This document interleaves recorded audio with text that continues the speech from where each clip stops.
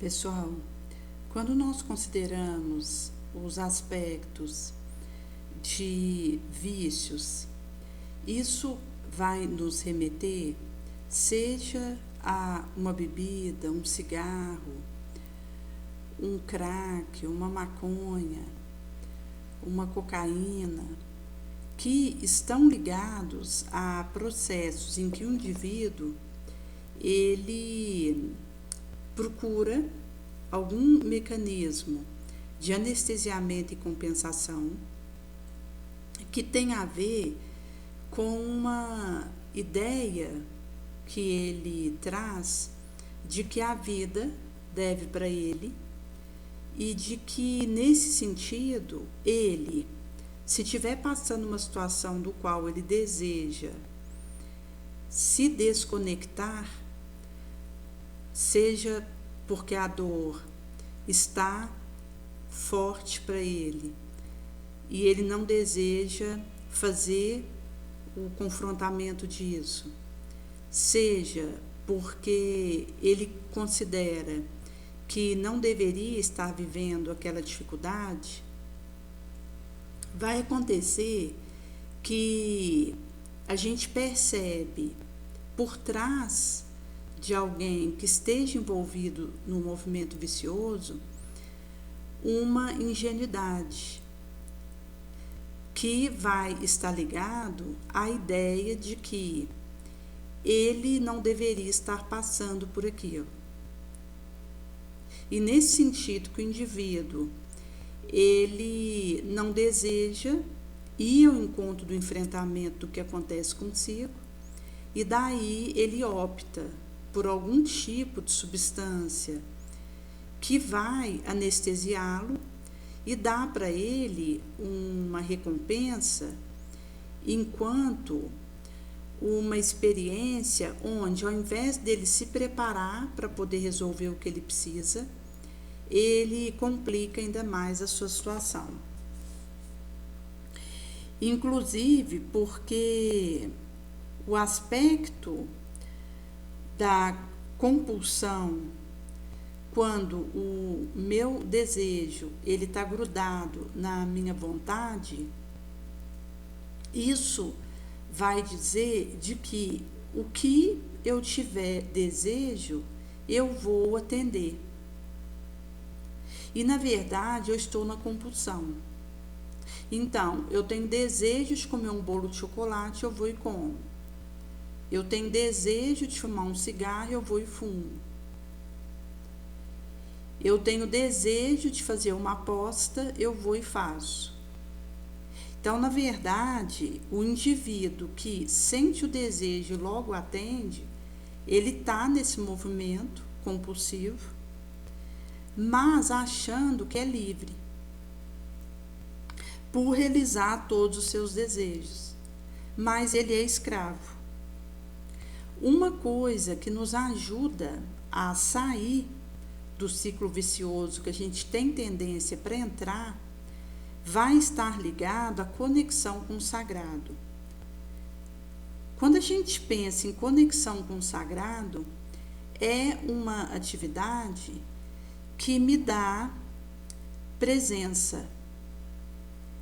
Nesse sentido que aquela atividade que você realiza e que te dá essa emoção de estar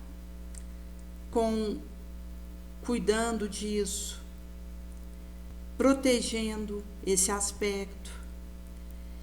E quando você realiza essa atividade, você se sente presente, isso tem a ver com aspectos que são sagrados para você. E é bom a gente escrever isso.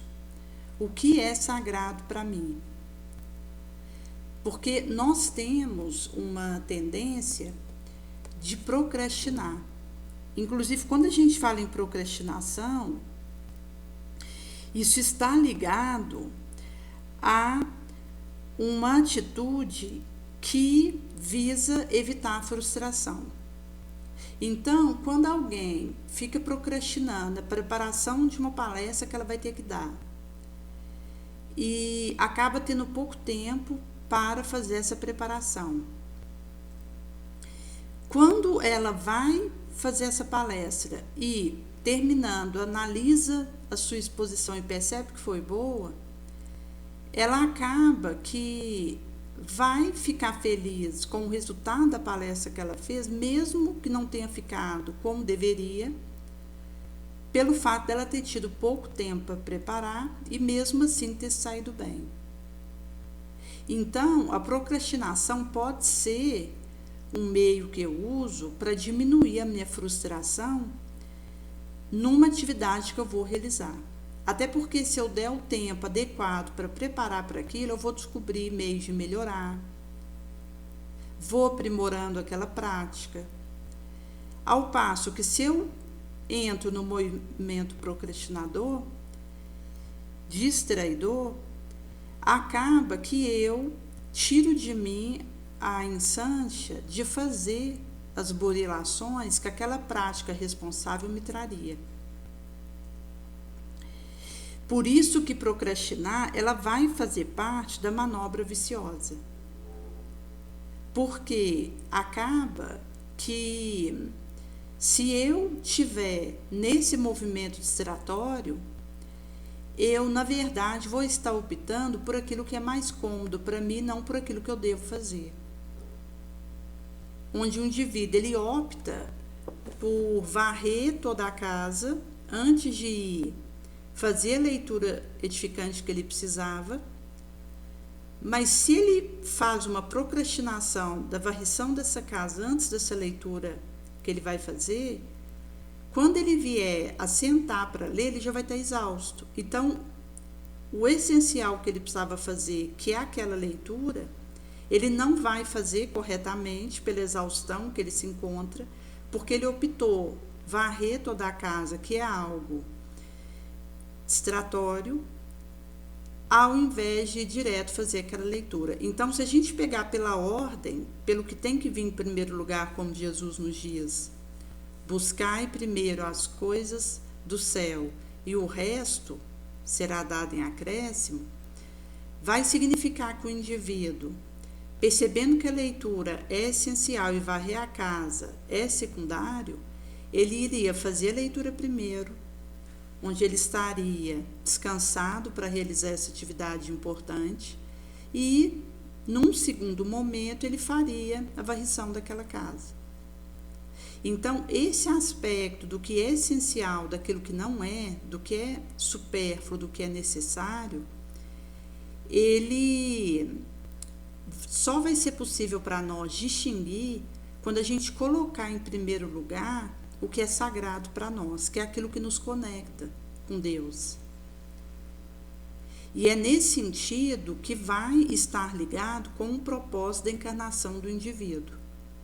E é curioso porque quando a gente faz uma análise do propósito da minha encarnação, pode ser que eu já esteja vivendo isso e eu não consigo identificar que aquela experiência diz o meu propósito de vida.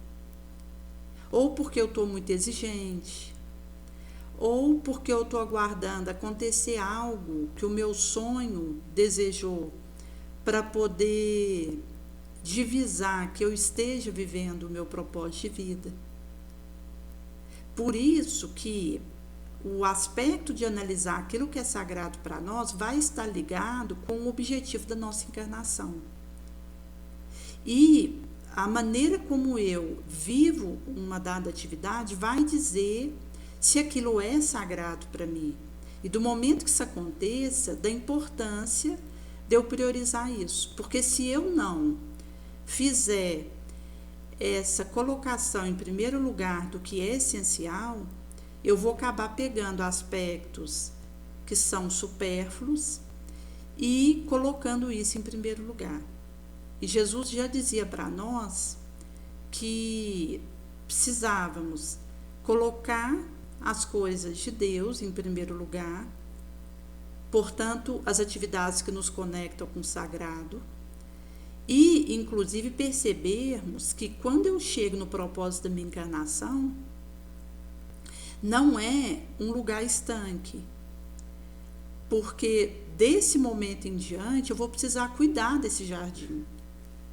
Aquela atividade que eu realizo que me conecta com o sagrado e que diz do propósito da minha atual existência, isso precisa ser regado, fertilizado, melhorado, para que eu possa fazer as frutificações nessa gleba. Por isso que a vida, ela nos chama ao movimento do esforço, do suor sanguíneo, e isso tem a ver com a minha decisão, vi uma vontade que alinha o desejo a ela de ter uma disciplina nobre, que opta priorizar o essencial. Porque depois vem o que é secundário. Nesse sentido que perceber o propósito da nossa encarnação é base para a gente poder fazer as alinhações que condizam com isso, que é um movimento maduro. Até porque o adulto, se ele tiver vivido adequadamente as outras etapas até chegar na idade que ele esteja, normalmente considerando a partir dos 40 anos que o indivíduo é colocado diretamente com o seu propósito de vida, ele vai conseguir, então, divisar o que é sagrado para ele, enquanto conexão que ele vive com Deus, e vai, a partir daí, vivendo o que é prioridade na sua vida. E isso é um movimento adulto. Nesse sentido que alguém com 60 anos ainda pode estar no infante moral, ainda não ter despertamento para o seu dever, não ter o divisamento da sua conexão com o sagrado, menoscabar essa insância. Por isso que o movimento ele é moral. E ele vai dizer de um esforço que eu vou fazendo, tanto para poder ir percebendo aquilo que me conecta com o sagrado, que me dá presença, quanto atendendo a essa proposta. Porque, então, eu vou colocando priorização para isso. Porque quando a gente considera estar na Terra, tudo e todos vão nos convidar para movimentos distratórios. É uma escolha que eu preciso fazer com a minha vida. Alguém não vai me dizer, olha, esse é o seu propósito de vida, faça isso, isso e aquilo para você atender. Isso é algo que eu vou percebendo pelo meu autoconhecimento, por aquilo que eu percebo que me traz paz, que eu devo para a vida, que eu desejo doar, que eu aspiro multiplicar aqueles benefícios para o meu entorno. Então, são esses aspectos que é fora o íntimo que vai dizendo para o indivíduo onde ele deve atuar. Inclusive porque é um movimento de maturidade emocional e que passa pela capacidade de se auto-observar, se auto-refletir, se autoconhecer. Por isso que Santo Agostinho diz para nós, Kardec vai trazer no Livro dos Espíritos, que o conhecer a nós mesmos é a base para que a gente possa ir resistindo à tentação, conseguindo fazer o nosso fortalecimento moral, descobrindo recursos para não sermos arrastados pelos ventos das paixões. Porque nós, ontem, estávamos em mundos primitivos. A gente tem sombras que ainda gritam dentro de nós e que desejam ter vez. Se eu der brecha, a sombra que está dentro de mim, que me acompanha, a Evos, ela vai se manifestar e vai me dominar. É por isso que eu preciso fazer o meu racional, o meu córtex cerebral funcionar para dominar o meu instinto. E esse instinto, ele está ligado à busca do prazer. do que é cômodo, da procrastinação, do vício. É nesse sentido que, quando eu consigo vencer minha sombra, eu consigo uma escolha elevada, que tem a ver com aspectos que exigem de mim, porque escolher pelo que me conecta com Deus é exigente, mas que vão me dar a paz, a serenidade consciencial e o equilíbrio. E, inclusive, quando a gente fala a questão de vigiar e orar, que Jesus nos traz, existe o olhar antes. Porque quando eu olho para a situação que está acontecendo na minha mente, eu consigo perceber onde eu devo vigiar e orar. Porque quando a gente considera pensamento positivo, não é necessário eu ter uma vigiação importante em torno disso, porque o pensamento que eu estou emitindo é positivo, é pacífico.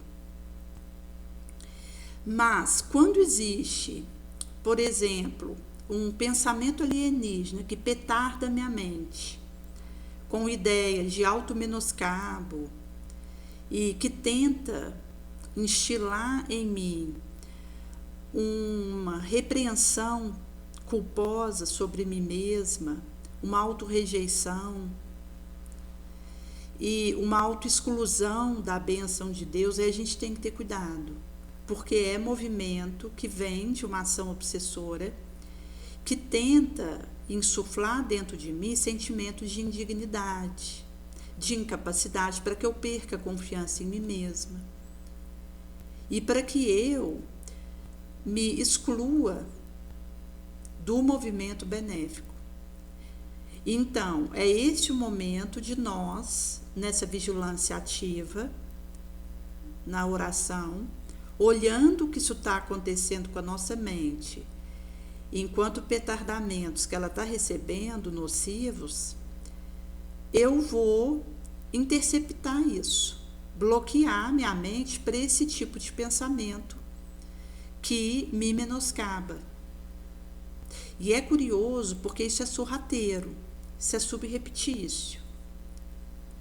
Do momento que você está fazendo um arroz na cozinha, se você não tiver uma atenção adequada com a sua mente, você pode estar sendo infiltrada por petardos desse tipo, e que, se o indivíduo não está atento para poder tirar a conexão com esse tipo de interferência, ele pode iniciar um processo de inconstância no bem que ele estava realizando, porque ele vai sentindo que está inapto, que não é capaz, que não dá conta de realizar o que seria preciso, porque foram pensamentos obsessivos infiltrados na sua mente que ele deu guarida. E a constância no bem, ela é a base para que a gente consiga avançar na maturidade moral. Então, se o indivíduo hoje, ele faz curso de administração, amanhã ele já pensa em fazer odontologia, depois da manhã ele já pensa em ir para a enfermagem. Ele está numa inconstância, aqui falando de aspecto estritamente material. Imagina quando a gente considera os aspectos morais das nossas conquistas espirituais que dizem respeito com a nossa destinação, com o objetivo da nossa atual vilegiatura, o quão é importante a gente ter constância no nosso propósito de vida e naquilo que necessitamos realizar e que é o nosso dever. Nesse sentido que o aspecto da constância, ela vai dizer de uma capacidade de renunciar, porque ser constante no que é nobre pede renúncia. Até porque quando a gente fala de uma escolha que é procrastinadora, é porque é algo que é mais fácil realizar. Tipo, o indivíduo, ele deita para dormir, de manhã, quando ele precisava levantar, o corpo dele pede para continuar na cama, ele procrastina o que ele precisava realizar no ambiente em que ele está e continua na cama. Então, essa decisão é a mais fácil, é a mais cômoda, mas não é a decisão boa. Porque do momento que o indivíduo ele não toma a atitude de levantar da cama para realizar os seus deveres, ele está procrastinando, ele está distraindo e está perdendo tempo. Então, quando a gente fala de cumprir o dever, de responsabilidade moral, isso tem a ver com sacrifício, com a capacidade que eu tenha de abnegar, de desapegar, de renunciar. E é essa renúncia que vai me dar a atenção moral necessária para continuar o bom labor, sem solução de continuidade, antes, durante e após o descanso. Eu me mantenho flexível, austera, sigo o bravor, afronto a angústia da luta, me dobro à complicação, resolvo em tempo real, mas sempre inflexível perante a tentação. Então, mesmo com a iminência de algo complicar, eu estou afrontando a angústia daquele labor, pronta para me dobrar uma complicação, porque estou vigilante. É como a questão que nós falamos do pensamento invasivo automenoscabante, que um espírito pode estar insuflando em nós. Se eu estou vigilante, eu estou atenta para me dobrar a uma complicação desse porte, quando eu percebo que a minha mente está sendo petardada por ideias autoindignas, autopunitivas, autoculposas. Nesse sentido que, do momento que eu estou nessa austeridade e flexibilidade, eu, nesse bravor da alma, vou afrontar a luta que precisarei realizar nesse momento com a minha mente para resistir à infiltração nociva que acontece e que me assedia. Então, eu vou conseguindo resolver em tempo real, mas sempre inflexível perante a tentação, porque é exatamente essa disposição de me dobrar à complicação para resolver que me mantém resistente à tentação. Porque eu faço o esforço que seja preciso para resolver. Então a tentação não encontra brecha em mim. Agora, se eu me anestesio, tento compensação, procrastino, fujo, distraio, me vicio, acaba que eu não vou despejar o suor sanguíneo para poder resolver a proteção da minha mente perante aquele petardo nocivo que me alcança. E nesse sentido eu sou arrastada pela tentação. Então é o fato de eu não suar para resolver que me leva a ser vencida pela tentação. É por esse motivo que na renúncia eu vou urdir esse metal nobre com a força moral, e aí eu deixo o escapismo e mecanismos correlatos de omissão, de inércia, de fuga deliberada do dever. E é complicado porque quando a gente considera essa questão da anestesia, isso vai nos fazendo perder habilidades nobres, auridas nesse desapego e nessa abnegação, que são os antídotos potentes que nós temos. Toda saída extremada oposta é fuga.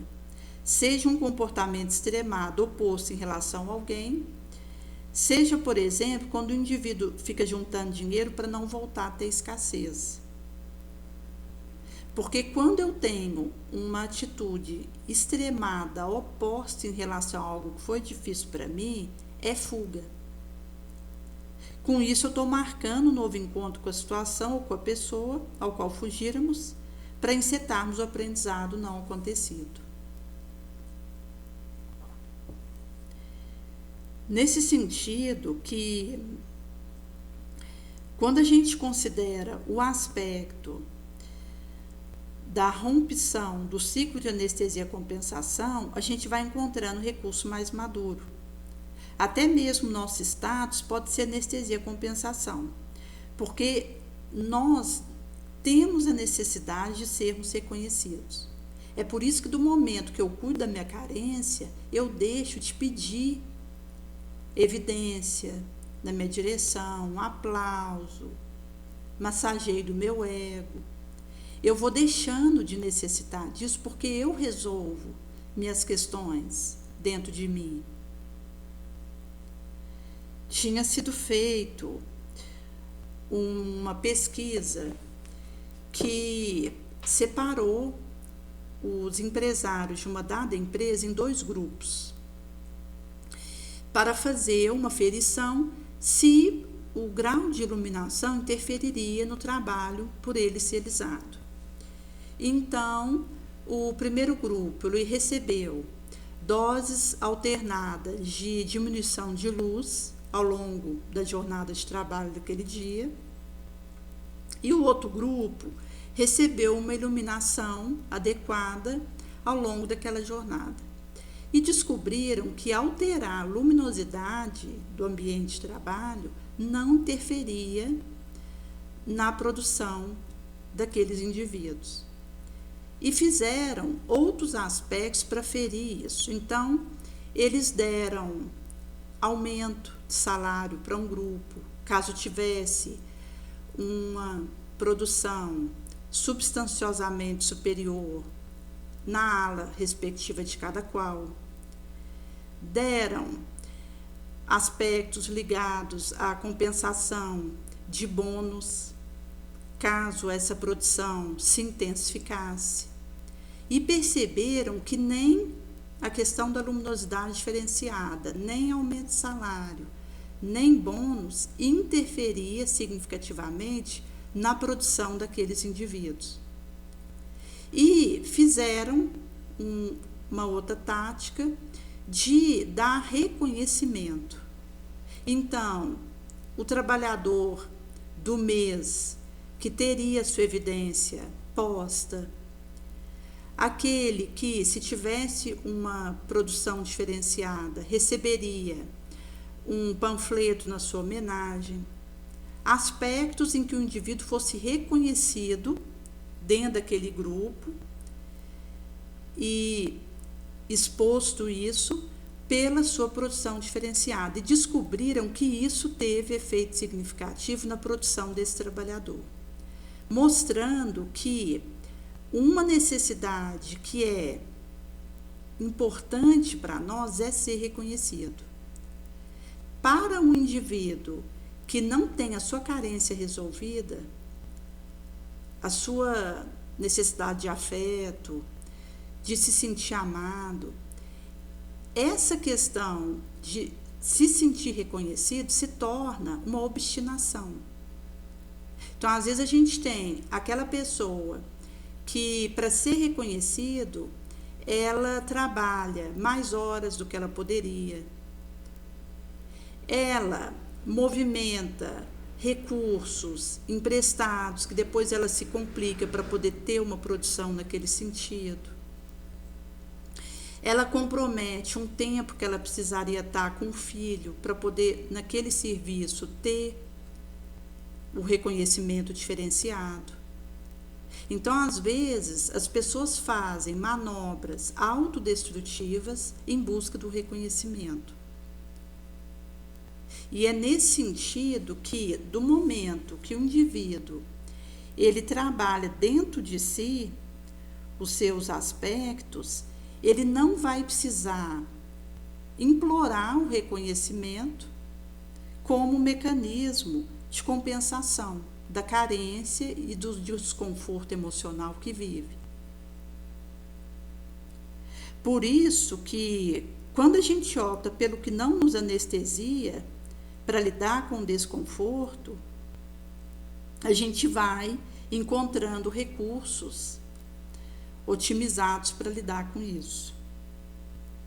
Porque ao buscar anestesia e outras compensações como reconhecimento para lidar com o nosso desconforto, a gente está indo com a maioria, considerando um mundo materialista. Isso zera a minha capacidade de lidar com o desconforto. Então, se eu preciso lidar com algo que é desconfortante para mim, eu preciso descansar. Porque aí eu vou refazer meus implementos para poder enxergar aquilo melhor. Então, quando um filho ele estava trabalhando numa dada repartição e ele foi demitido. E chega em casa tristonho e a mãe, desejando poupá-lo daquilo que ele está passando, tenta compensar, dando para ele um celular novo, levando ele para fazer uma viagem, às vezes inacessível financeiramente para ela, mas na tentativa de compensar, para que ele não viva aquele desconforto, ela faz essa anestesia de levar ele para um outro local, tirando daquela casa. Compra um novo apartamento, promove mudança, que dá trabalho desnecessário. Cria parcelas que não cabem naquele orçamento para poder atender a isso. Coloca diante daquele filho um computador num jogo para ele passar a noite naquilo, de maneira a tirar a mente dele daquela demissão. Isso tudo é movimento que está minando nesse filho a capacidade de lidar com esse desconforto. O apropriado que o ajudaria a enfrentar essa demissão que ele recebeu é ele descansar para poder, descansado, ter condição de lidar com isso. Então, ele poderia chegar em casa e tomar um banho para relaxar, ter um momento de oração, ler um bom livro. A mãe poderia chamar ele para passear num campo, para poder distrair um pouco enquanto ventilar a ideia, porque senão o indivíduo fica pensando por que ele foi demitido, como que ele vai fazer dali para frente, daquilo que ele precisa resolver. E se ele vai fazer esse passeio, então é um modo dele descansar sua mente para depois ter como ele ver o que deve ser feito. Então, o descanso, ele vai me ajudar a lidar com o desconforto, a enfrentar a dificuldade. Não a distração, a compensação que está associado a aspectos anestésicos, viciosos. Por exemplo, a questão da comida, porque como o indivíduo ele não depende de outro para fazer isso, às vezes para poder distrair de um desconforto, o indivíduo assalta a geladeira e exagera num pudim que ele não podia comer, num arroz que ele passa do limite, um pão que, se ele tivesse em condição de enfrentar a situação difícil que o causa dor, ele se alimentaria de maneira adequada, sem o exagero que o levou a saltar a geladeira, e assim ele se fortaleceria para lidar com aquilo que ele precisa. É nesse sentido que, quando a gente considera o aspecto das dificuldades que a gente enfrenta, o círculo vicioso ele nos enfraquece para lidar com isso. Até porque a fuga, ela nos tira daquela arena de enfrentar o que acontece e uma hora a gente vai ter que voltar naquilo. Então, desistir não é uma opção que nós temos. Porque do momento que eu recuso o enfrentamento do que acontece, lúcido, coerente, digno, eu vou ser obrigada daqui a um tempo a enfrentar este novo. Seja numa outra configuração, mesmo que outros estejam envolvidos, mas eu vou ser colocada naquela arena para melhor lidar com a situação e enfrentar, porque antes eu tinha abandonado aquela situação diante de mim e me recusado a resolver. É nesse sentido que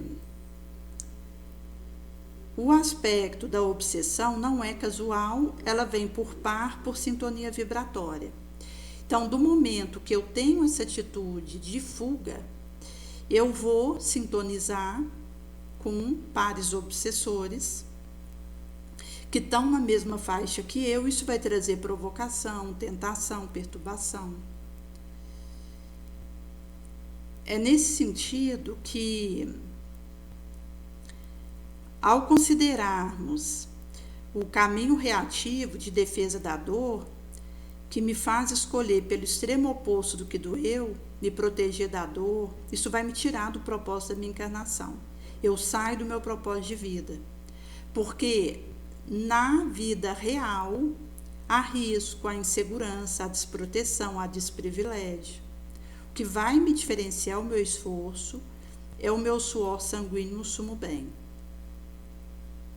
Nesse sentido que, quando eu vou urdindo essa força moral, eu vou lidando melhor com o obstáculo, a dificuldade. O medo de sofrer é sobreviver, não viver. Então, se eu vou para o nunca mais, isso me tira do aprendizado que essa dor me traz. Que inclusive vai me mostrar o que eu preciso transformar, modificar. E vai indicar o lugar para onde eu precisarei voltar para aprender o menoscabado beabá. A neurastenia ela vai exaurir o indivíduo ao escolher uma ruela de defesa extrema oposta para se salvar do que foi difícil. Então, o que a gente tem, tanto fadiga quanto pessimismo, culpa, frustração, satisfação, desesperação, para ter valor, para ser reconhecido, como fatores engendradores da neurastenia. Então, às vezes, o indivíduo ele não tem força para levantar um pé, para movimentar um braço, mas a cabeça urde turbilhões. Então, nós antegozaremos a esplendorosa paisagem do porvir no repouso refazente, gratificante, onde, quanto mais gratuito o bem pelo bem, menos a estafa vai tomar conta da minha energia. E o fenômeno de perturbação cede lugar para o reequilíbrio, instalando saúde emocional. Por isso que os aspectos ligados à nossa condição enquanto viajores na Terra, isso vai dizer de vivências que vão acontecer e que estarão a pedir de nós uma resposta de atitude concreta, um aprimoramento constante. Então, se eu negligencio uma oportunidade de ser útil, menoscabo o dever, acaba que isso vai redundar nessa sensação de tempo perdido, que é quando a gente tem a impressão que não fizemos tudo que deveríamos ter feito. E isso vai nos acompanhar. Quando no astral a gente olha para trás e percebemos que ficamos aquém. Se mesmo a gente enfrentando, corre o risco da gente não conseguir realizar como precisávamos aquele dever, imagina se eu fujo. Então, se nós consideramos, por exemplo, a questão do tabagismo, um indivíduo que fuma, se ele vem a desencarnar nesse estado, inclusive a gente sabe que para o indivíduo começar a fumar é difícil. O pulmão começa a tossir, a pessoa fica insistindo para dar conta de fumar com menos tosse. E ela vai insistindo mostrando aqui que pode acontecer a constância no mal. Eu posso acostumar o meu organismo com um ato que é nocivo para ele.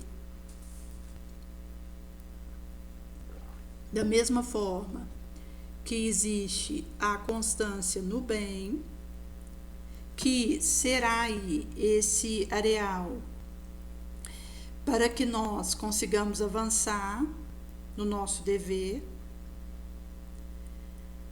O aspecto da constância no mal, ele vai significar um vício que eu vou nutrindo e que vai inclusive disruptando a minha memória, porque o aspecto do vício, ele vai denegrindo a nossa memória e a capacidade da gente escolher o que é bom nas nossas lembranças, o que é grato. Então, um indivíduo que desencarna com uma situação irregular, onde ele latrocinou, veio a desencarnar, e no astral, à medida que ele fica numa região sombria, a memória dele vai sofrendo degradação. Então, chega um momento que ele já não consegue ter uma lembrança adequada, minimamente organizada da sua situação. Daí, quando esse indivíduo ele é recolhido para o astral, na colônia, para se tratar, ele precisará de um tempo importante para ir tendo a recuperação, inclusive da sua memória. E eu posso, com o meu cumprimento do dever, fortalecer a minha memória positiva. Então, eu vou emitindo menos onda fragmentária, menos memórias que descarregam substâncias endócrinas disruptivas da defesa. E nesse sentido que vou conseguindo harmonizar e fortalecer a memória e as suas manobras. Por isso que quanto mais a gente trabalha no bem, mais a gente fortalece essa nossa memória nobre. Por esse motivo que o indivíduo que fuma muito e que vem a desencarnar, ao chegar no astral, ele vai sentir a necessidade do cigarro. Ele pode ir para uma colônia, iniciar um tratamento para se desconectar da nicotina, ou ele pode vaguear entre os encarnados à caça de um fumante, para que ele aspire aqueles vapores e atenda ao seu desejo de fumar. Porque o desencarnado, se ele pega um maço de cigarro, ele não consegue manobrar aquilo, pôr na boca e fumar, porque ele está desencarnado.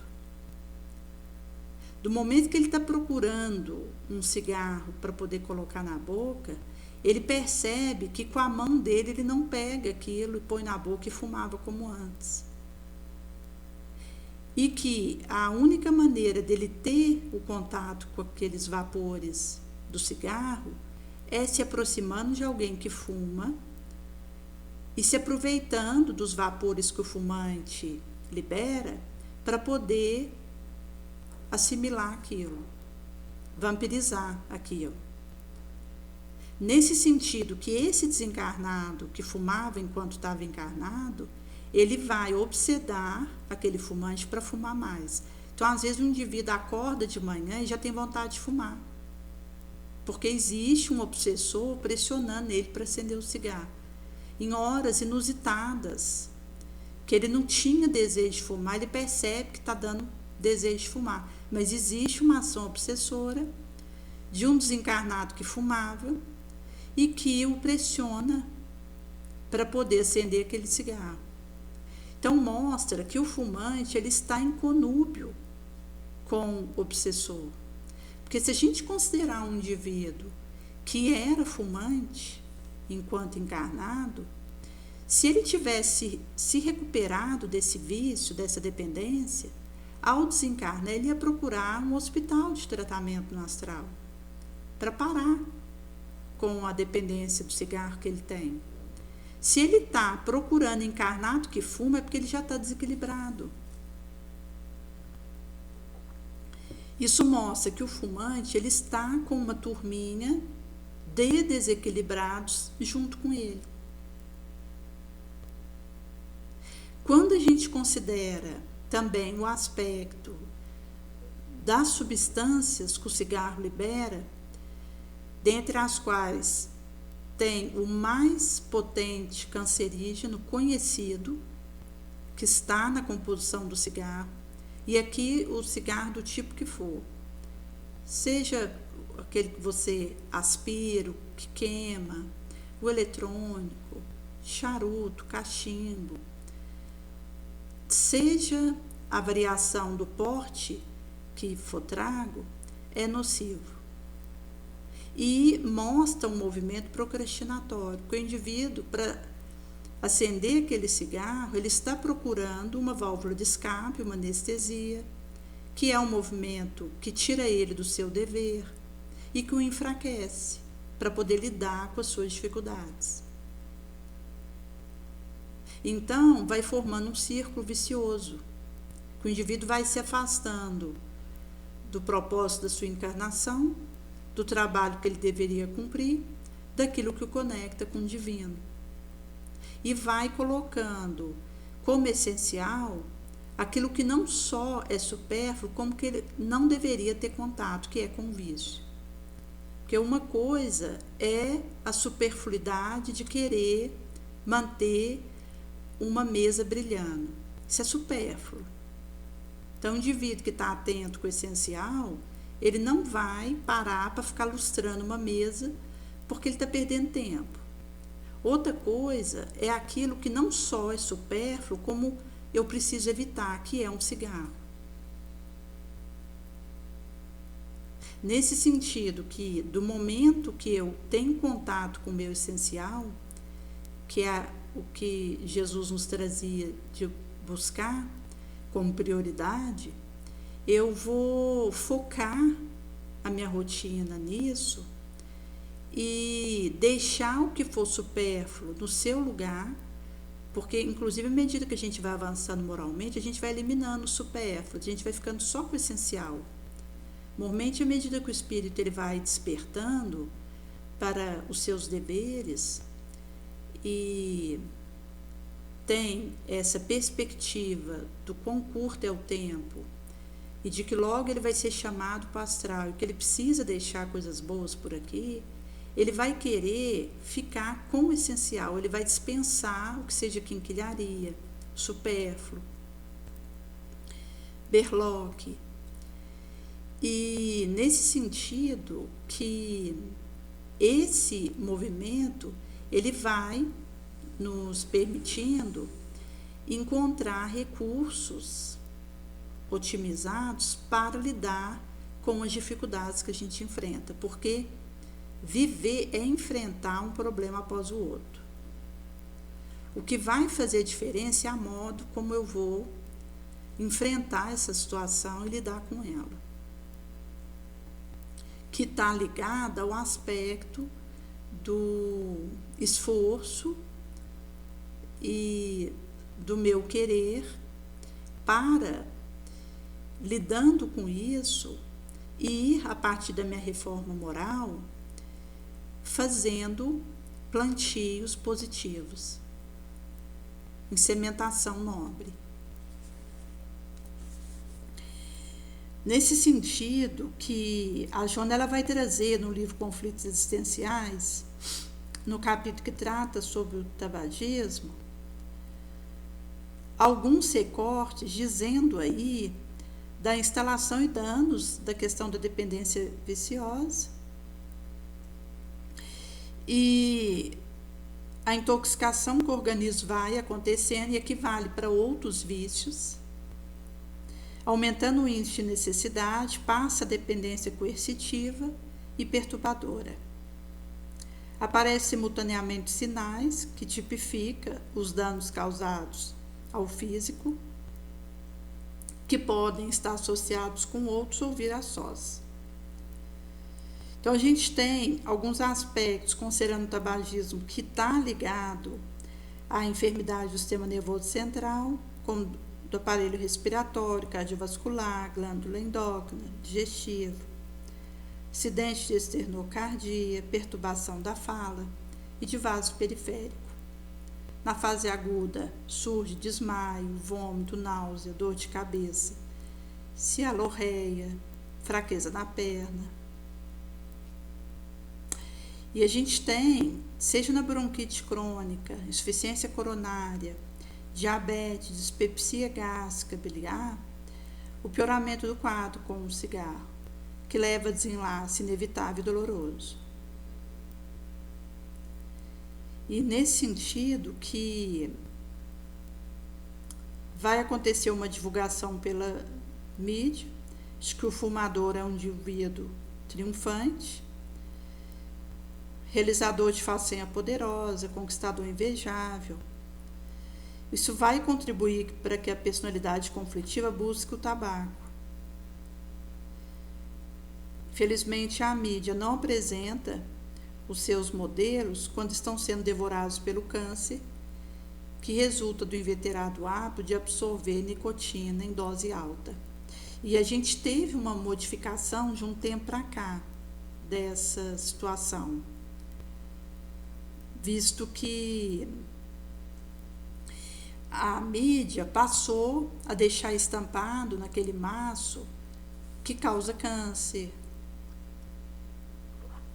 Mas, mesmo assim, existe um comércio que quer o lucro à custa da viciação do outro, inclusive se a gente considera bebida, que às vezes aquele uísque vem numa garrafa grande e está escrito num canto, beba com moderação, mas está sendo oferecido em quantidades cada vez maiores e de maneira que hoje, na festa de aniversário de um bebê, existe bebida alcoólica.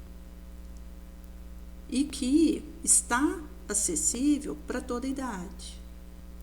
Infelizmente.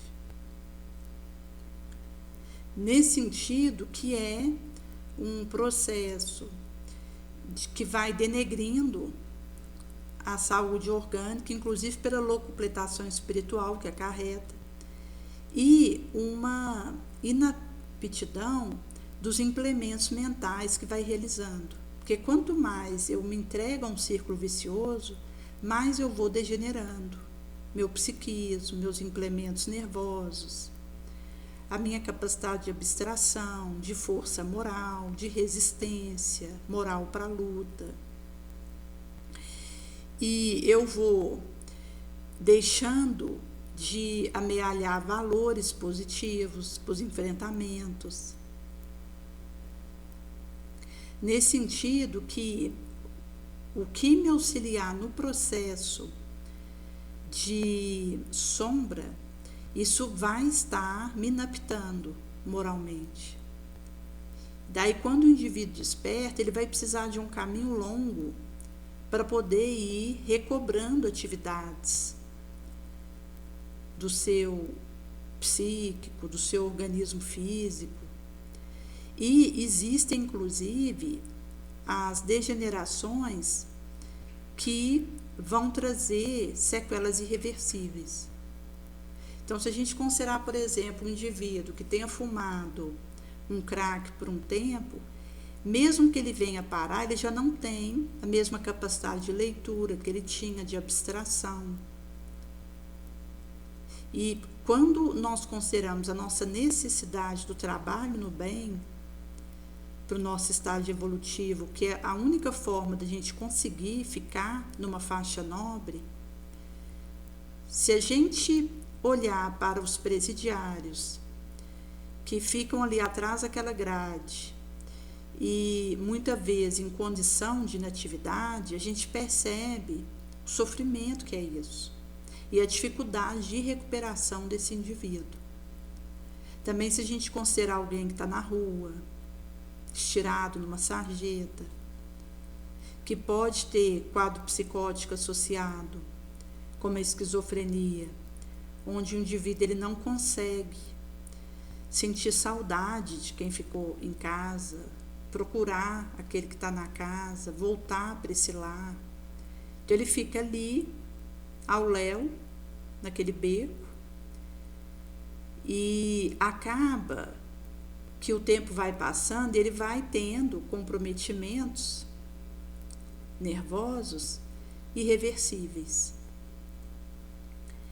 Daí, quando acontece o despertamento para fazer o caminho de volta, pode ser que ele já esteja para desencarnar e ele vai precisar se preparar para uma próxima encarnação, sabe Deus quando.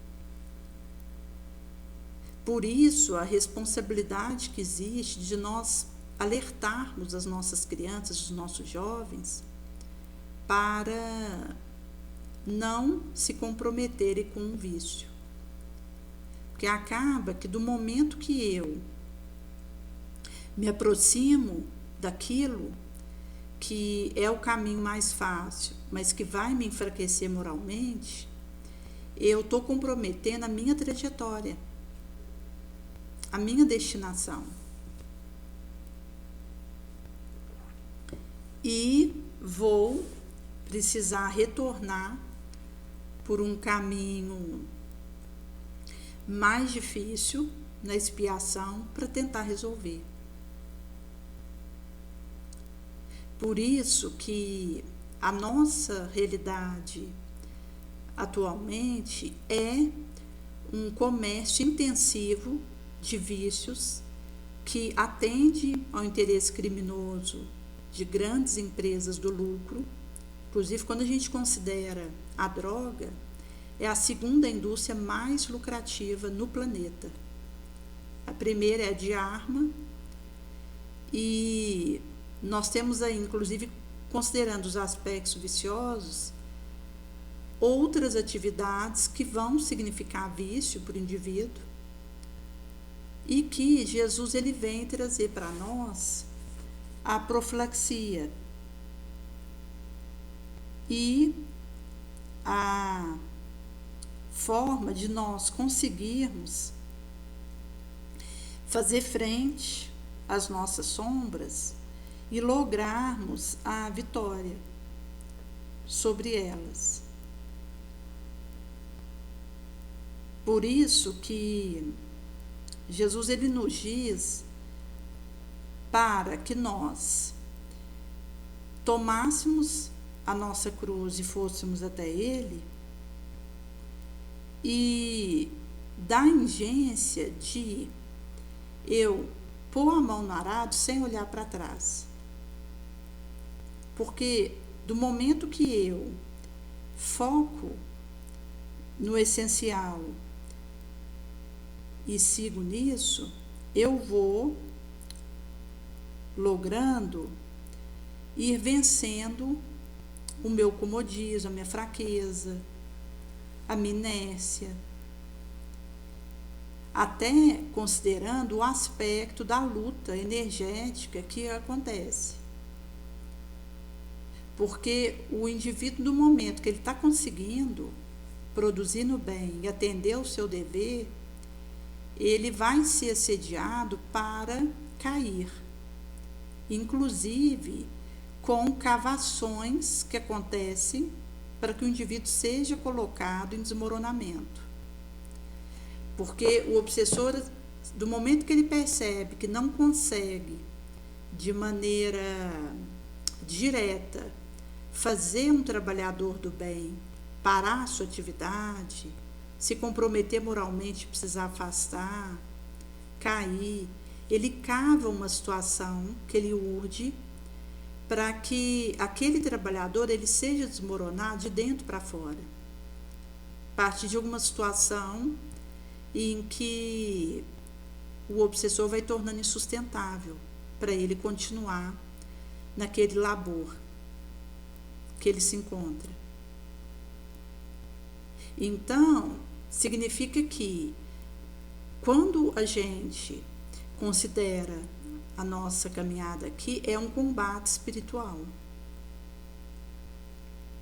onde existem desencarnados acotovelando conosco em diferentes estágios evolutivos, com vícios de diferente porte e que tem a ver com os vícios de nós encarnados, com os nossos estágios, que a gente está em faixas similares, e que aquele que se destaca por estar conseguindo avançar no bem, ele vai ser mirado e vai ter armadilha na direção desse indivíduo. Mas é como é trago para nós o Evangelho segundo o Espiritismo, que importa a cilada, porque só o lobo vai cair na armadilha feita por lobo. Jesus, ele saberá defender a sua ovelha, mas isso significa que aquele que segue após Jesus, ele está com seus implementos morais, observação, vigilância, prece e a busca da desobsessão, da leitura nobre, da terapia, da medicação, quando se fizer necessário, para poder conseguindo lidar com o assédio que sofre. É nesse sentido que, para o trabalhador que se compromete com a causa do bem, ele está numa atividade que é sacrificial. E é nesse sentido que Jesus vai dizer, quando chamou seus discípulos, dizendo: se alguém quiser me seguir, negue a si mesmo. Tome a sua cruz e venha após mim. O que quiser salvar sua alma vai perdê-la, mas o que perder sua alma por amor de mim, do Evangelho, salvá-la-á. De que aproveitará o homem ganhar o mundo inteiro se perder a sua alma? Ou o que dará o homem em troco da sua alma? Porque se nessa geração pecadora e adúltera alguém se envergonhar de mim e das minhas palavras, também o Filho do Homem dele envergonhará, quando vier na glória de seu Pai com seus anjos santos. Trazendo que eu, ao assumir que sou seguidora de Jesus e colocar suas palavras na minha boca e fazer essa luz ser distribuída, eu estou me comprometendo com o meu testemunho e com a minha ação para ajudar tantos quantos viciosos precisando de libertação. E o aspecto do gosto é o que torna mais difícil a desobsessão. Então, se a gente pegar um indivíduo que ele gosta, por exemplo, de beber, é difícil fazer o tratamento pelo gosto que o indivíduo tem. Porque se você afasta o obsessor beberrão, o encarnado que bebe, pelo fato de beber um novo copo de cachaça, atrai de novo o desencarnado beberrão. Por outro lado, se você tira o encarnado para um ambiente em que ele possa receber a bioenergia, o passe presencial à distância, o desencarnado logo é chamado por esse encarnado porque existe afinidade vibratória em torno da bebida. Então, a questão da afinidade torna situações de vício e também de salvacionismo e carência as mais difíceis de serem resolvidas, enquanto areais obsessivos. Por isso que quando o indivíduo ele vai conseguindo modificar o seu gosto, as suas escolhas, ele vai realizando essa transformação dentro de si. é nesse sentido que eu preciso conseguir modificar o que eu opto, aquilo que me agrada. Mas isso vai significar o avanço de acordo com o local que o indivíduo está. Então, um determinado homem que numa encarnação anterior ele assassinou 7 pessoas, se nessa encarnação ele assassinar 3, ele já está tendo alguma melhora. Se numa próxima encarnação ele conseguir não assassinar, ele já teve um avanço importante. Numa outra, que ele consegue se manter sem agir agredindo e menoscabando alguém, ele já está com um avanço além. Mas é um processo que é gradativo.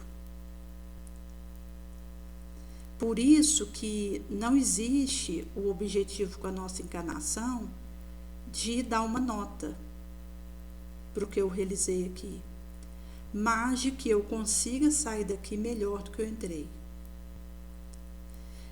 Para alguém que tem uma trajetória pregressa de se auto-exterminar, nessa encarnação que o indivíduo está, conseguir ficar vivo já é um grande avanço. Porque em encarnações pregressas, ele tem vindo interrompendo a sua vida antes da hora. Se nessa encarnação ele, pelo menos, termina o prazo da sua atual vilegiatura, ele já teve um ganho moral em relação ao que ele viveu antes. Por isso que a análise que é feita da nossa trajetória está ligado a de onde viemos e aquilo que desejamos nos tornar. Por isso que o aspecto do nosso melhoramento moral, à medida que ele vai acontecendo, a gente vai dando passos até que chega uma dada encarnação que o indivíduo ele consegue deixar coisas boas aqui quando ele for embora. E vai significar que ele já tem contato com o objetivo da sua encarnação, deseja fazer a pipocação disso e se compromete. Por isso, Jesus ele vai dizer acerca dessas condições para segui-lo, e ele vai trazer que ele precisaria padecer muito, ser rejeitado pelos anciãos, pelos príncipes, sacerdotes, escribas, ser entregue à morte e ressuscitar depois de 3 dias. Declarava abertamente, Pedro o aparteia e começa a repreendê-lo. Ele, virando-se, olha para os discípulos e ameaça Pedro, dizendo: para trás de mim, Satanás, porque não compreendes as coisas que são de Deus, senão as dos homens. Trazendo essa compreensão do essencial, da nossa espiritualização. E isso vai significar que nós estaremos sendo chamados para fazermos conquistas morais. Por isso que qualquer hábito para ser liberado do indivíduo que tenha lhe aceitado a injunção deve ser substituído por outro, de maneira a não surgir o vazio, a ausência de algo que pareça importante, em face de ter se acostumado à sua presença. E isso vai, inclusive, dizer de vítimas de síndromes decorrentes de vícios, que vão apresentar depressão, irritação, impaciência, interrupção do sono, confusão mental, insatisfação, e retorna prazerosamente ao hábito extravagante e consumista.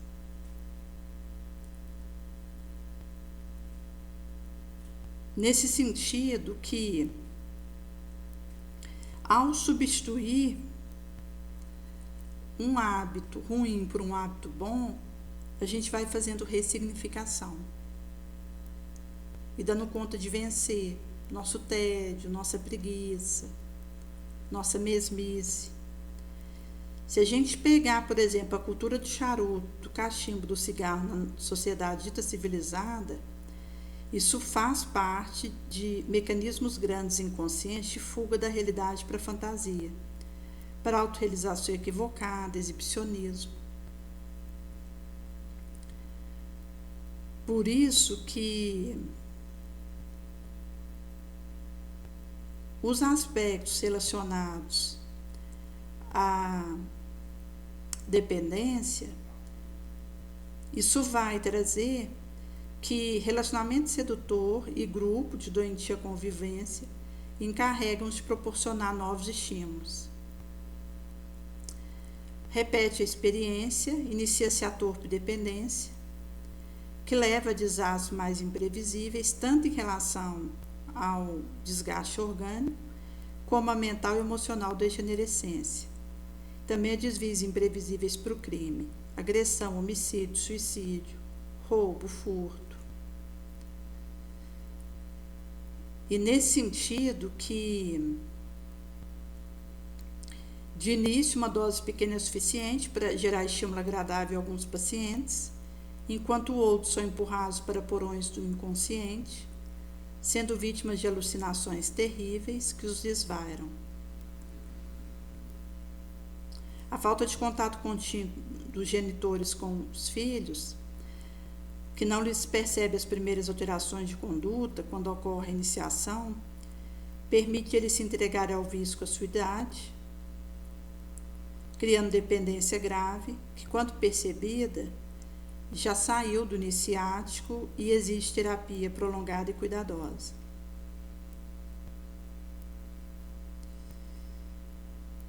Nesse sentido que o alcoolismo se instala em razão do uso da substância etílica, fazer parte do jogo social, relacionamento que prima pela falta de profundidade, pela futilidade, permanecendo na superfície da aparência, que proporciona a contínua libação de cerveja, vinho e outros sofisticados produtos, visando esconder o desinteresse que sente umas pelas outras. Então, o perigo, via facilidade com que essas bebidas são encontradas, torna-se um problema grave de saúde e social, razão da sua difusão em distintas sociedades, degradadas, levando gole a gole o indivíduo a uma nociva situação ao próprio meio no qual transita.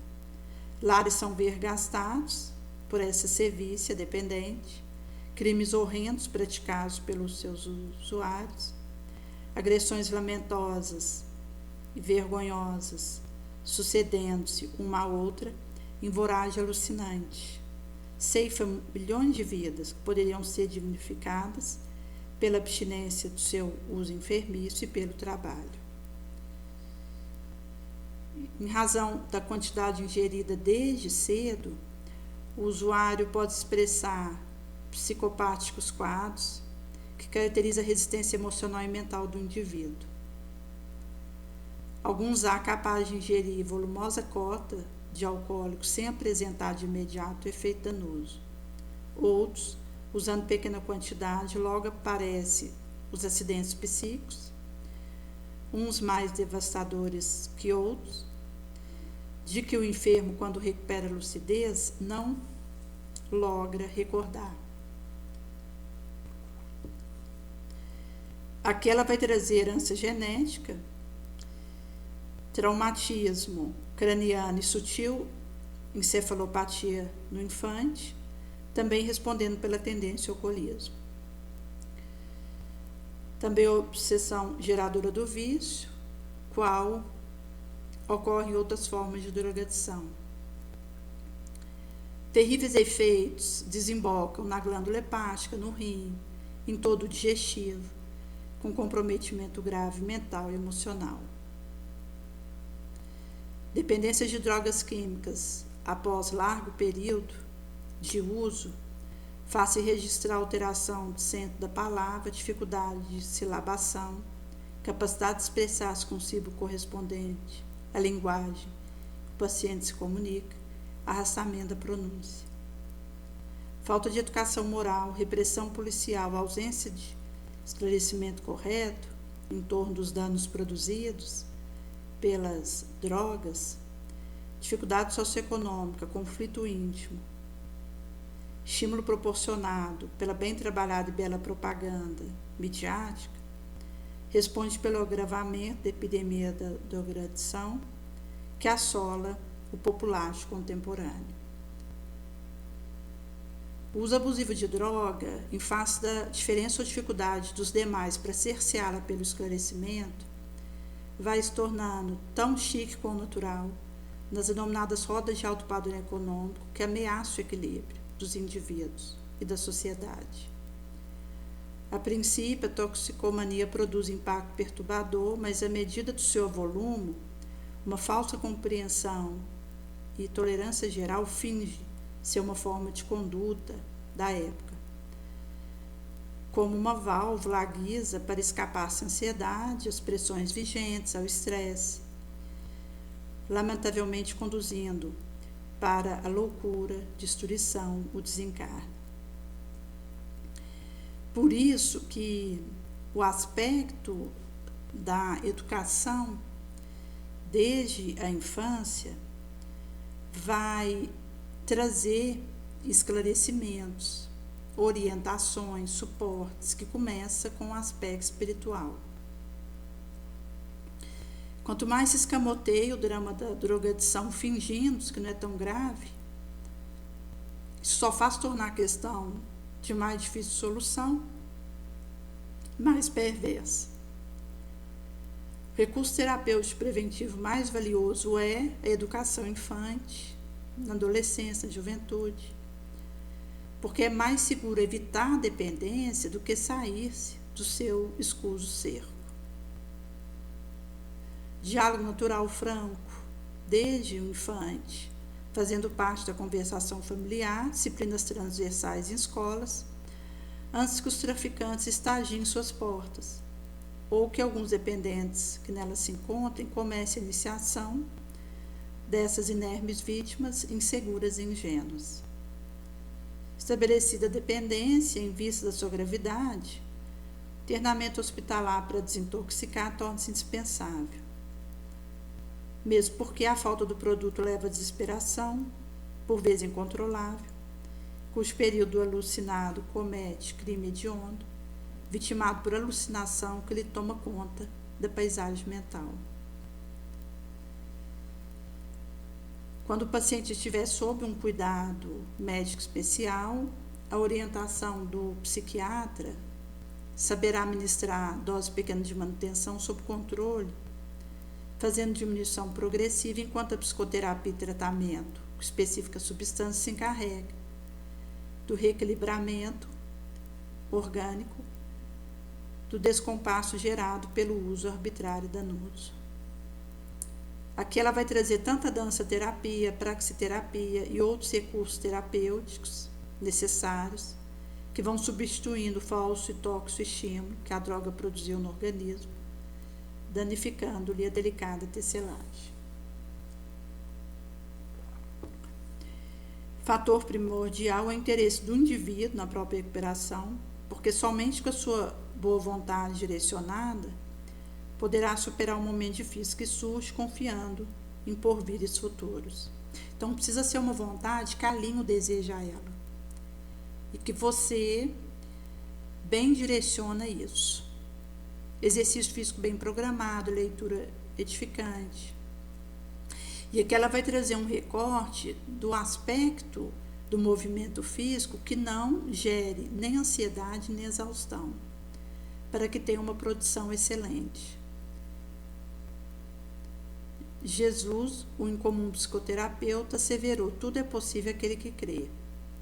Quando o indivíduo resolve se libertar da problemática afligente, acredita no seu restabelecimento, dá um passo avançado na direção da cura, sendo o restante o trabalho desafiador necessário para o êxito processual. Não poucas vezes as forças morais parecem faltar em face dos transtornos emocionais e físicos, tornando-se necessário o paciente procurar o refúgio de oração, por cuja conduta experimenta a renovação de energia, dispensável encorajamento para continuar no seu processo de restabelecimento. Por outro lado, os benfeitores a cercar-se-lhe-ão, auxiliando com superior inspiração a energia refazente que necessita, a fim de que ocorra a libertação do fosso em que se atirara. Por isso que o processo ele vai significar esse desejo que o indivíduo ele sinergiza, porta dentro da alma, para lograr libertar dos quadros que ora o escravizam. E que vai significar essa premissa. Então, o dever crescerá e irradiará sob a mais elevada forma em cada uma das etapas superiores da humanidade, e à medida que o indivíduo ele vai progredindo.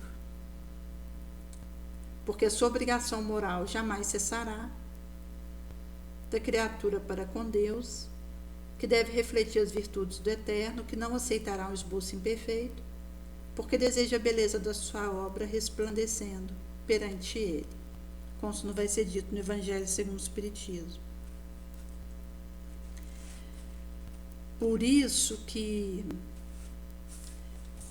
a questão do auxílio que a gente pode ofertar é um imperativo. Como eu, no ambiente que eu estou, dentro do lar, no trabalho, com um sobrinho, o que eu posso fazer para ajudar essa criança, esse adolescente, a melhor se proteger dos convites materialistas que ela vai receber ao longo da sua trajetória, dando um suporte espiritual para que essa criança possa desenvolver a sua fé em Deus, sua confiança em si mesma, o suporte utilitário para que ela se envolva em atividades úteis quanto antes, desenvolvendo os metais da generosidade, da renúncia, da bondade. E o Evangelho no lar, a gente coloca um copo de água para fluidificar. Também atividades que esse adolescente sinta bem realizar, seja um determinado tipo de dança, uma costura, um canil, uma sopa, algo que ele possa ser envolvido e que vai ajudá-lo a se conectar com o Criador, e procurarmos a ajuda profissional.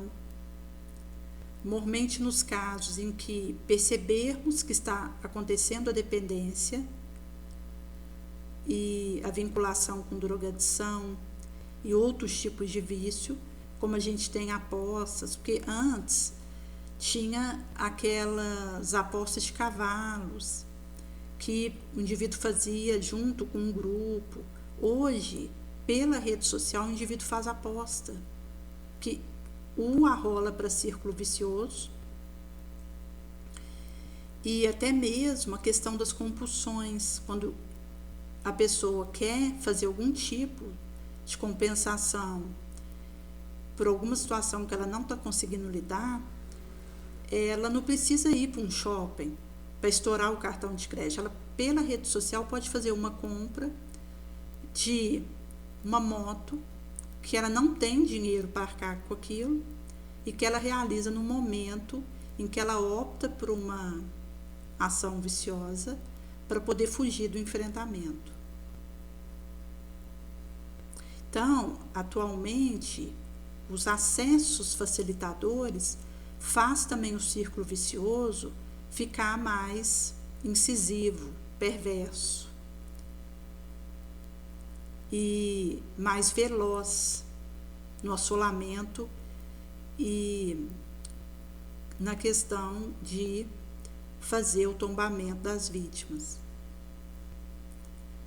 Nesse sentido que é o momento de nós usarmos os recursos que nós temos espirituais, da espiritualização e do trabalho nobre, para que a gente consiga auxiliar aqueles que estejam tombando nessas malhas.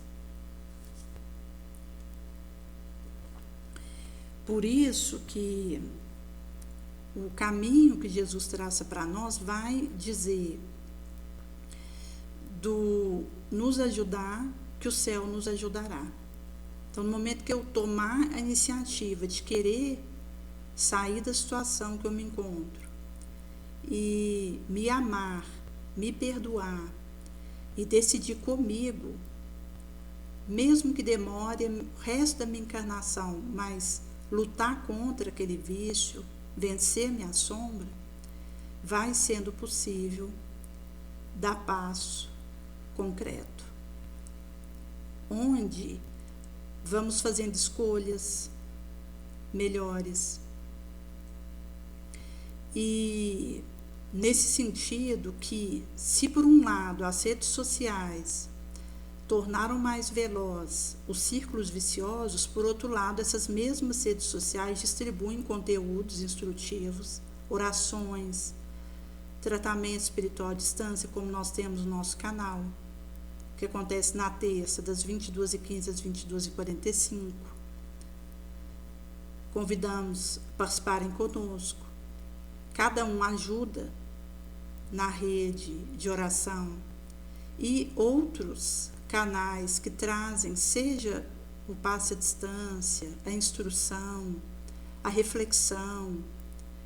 Então, nós temos a rede social, a partir do filtro realizado, vários instrumentais que vão nos dar suporte para que a gente consiga bem utilizar aquilo que está à nossa disposição, para irmos ajudando nossas crianças, nossos jovens, adultos, a se libertarem das viciações de todo porte.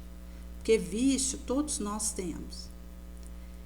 O que diferencia é a fraqueza de cada qual, e nesse sentido que o enfrentamento dessa situação caberá à urdição da nossa fé, esperança, caridade, que começa conosco mesmo e que extravasará no auxílio para que outrem se liberte do vício, da droga e consiga, a partir desse fortalecimento, avançar.